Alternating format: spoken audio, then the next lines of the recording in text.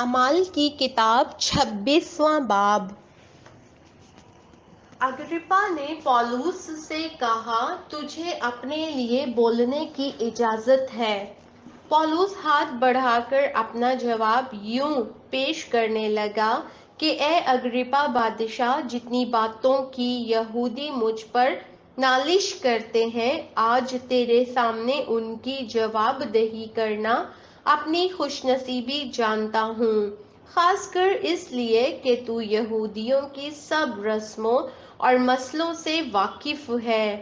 پس میں منت کرتا ہوں کہ تحمل سے میری سن لے۔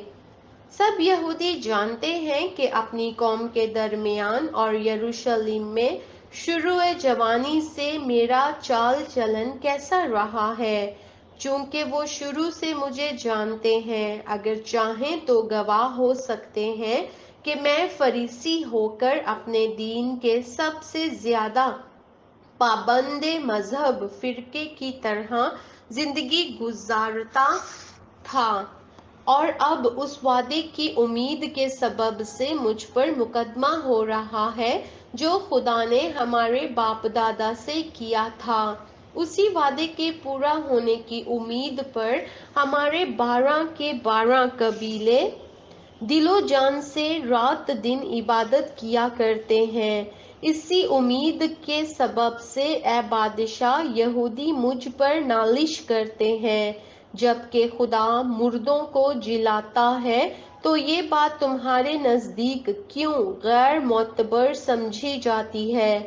میں نے بھی سمجھا تھا کہ یسوع ناصری کے نام کی طرح طرح سے مخالفت کرنا مجھ پر فرض ہے۔ چنانچہ میں نے یروشلم میں ایسا ہی کیا اور سردار کاہنوں کی طرف سے اختیار پا کر بہت سے مقدسوں کو قید میں ڈالا، اور جب وہ قتل کیے جاتے تھے تو میں بھی یہی رائے دیتا تھا اور ہر عبادت خانے میں انہیں سزا دلا دلا کر زبردستی ان سے کفر کہلواتا تھا، بلکہ ان کی مخالفت میں ایسا دیوانہ بنا کہ غیر شہروں میں بھی جا کر انہیں ستاتا تھا۔ اسی حال میں سردار کاہنوں سے اختیار اور پروانے لے کر دمشق کو جاتا تھا۔ تو اے بادشاہ، میں نے دوپہر کے وقت راہ میں یہ دیکھا کہ سورج کے نور سے زیادہ ایک نور آسمان سے میرے اور میرے ہم سفروں کے گردا گرد آ چمکا۔ جب ہم سب زمین پر گر پڑے تو میں نے عبرانی زبان میں یہ آواز سنی کہ اے ساؤل، اے ساؤل، تو مجھے کیوں ستاتا ہے؟ پینے کی آڑ پر لات مارنا تیرے لیے مشکل ہے۔ میں نے کہا، اے خداوند، تو کون ہے؟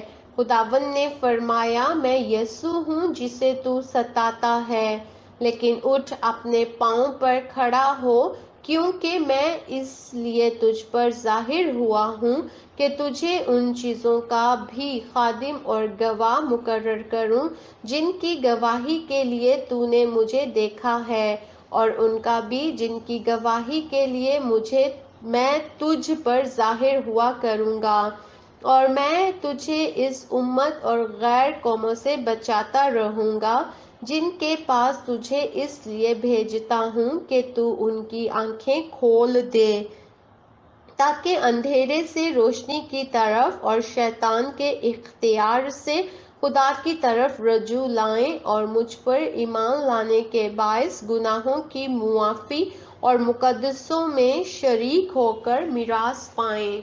اس لیے اے اگرپا بادشاہ، میں اس آسمانی رویا کا نافرمان نہ ہوا، بلکہ پہلے دمشقیوں کو، پھر یروشلم اور سارے ملک یہودیہ کے باشندوں کو اور غیر قوموں کو سمجھاتا رہا کہ توبہ کریں اور خدا کی طرف رجوع لا کر توبہ کے موافق کام کریں۔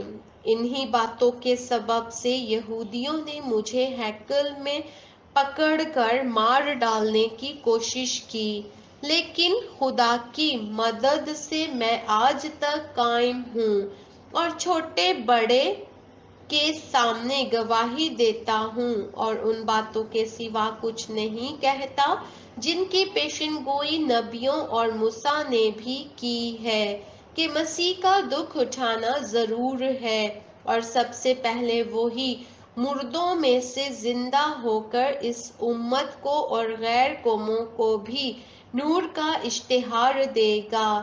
جب وہ اس طرح جواب دہی کر رہا تھا تو فیستوس نے بڑی آواز سے کہا، اے پولس، تو دیوانہ ہے، بہت علم نے تجھے دیوانہ کر دیا ہے۔ پولس نے کہا، اے فیستوس بہادر، میں دیوانہ نہیں بلکہ سچائی اور ہوشیاری کی باتیں کہتا ہوں۔ چنانچہ بادشاہ جس سے میں دلیرانہ کلام کرتا ہوں یہ باتیں جانتا ہے اور مجھے یقین ہے کہ ان باتوں میں سے کوئی اس سے چھپی نہیں، کیونکہ یہ ماجرا کہیں کونے میں نہیں ہوا۔ اے اگرپا بادشاہ، کیا تو نبیوں کا یقین کرتا ہے؟ میں جانتا ہوں کہ تو یقین کرتا ہے۔ اگرپا نے پولس سے کہا، تو تھوڑی ہی سی نصیحت کر کے مجھے مسیحی کر لینا چاہتا ہے۔ پولس نے کہا، میں تو خدا سے چاہتا ہوں کہ تھوڑی نصیحت سے یا بہت سے، صرف تو ہی نہیں بلکہ جتنے لوگ آج میری سنتے ہیں میری مانند ہو جائیں، سوائے ان زنجیروں کے۔ تب بادشاہ اور حاکم اور برنیکے اور ان کے ہم نشین اٹھ کھڑے ہوئے اور الگ جا کر ایک دوسرے سے باتیں کرنے اور کہنے لگے کہ یہ آدمی ایسا تو کچھ نہیں کرتا جو قتل یا قید کے لائق ہو۔ اور اگرپا نے فیستوس سے کہا کہ اگر یہ آدمی قیصر کے ہاں اپیل نہ کرتا تو چھوٹ سکتا تھا۔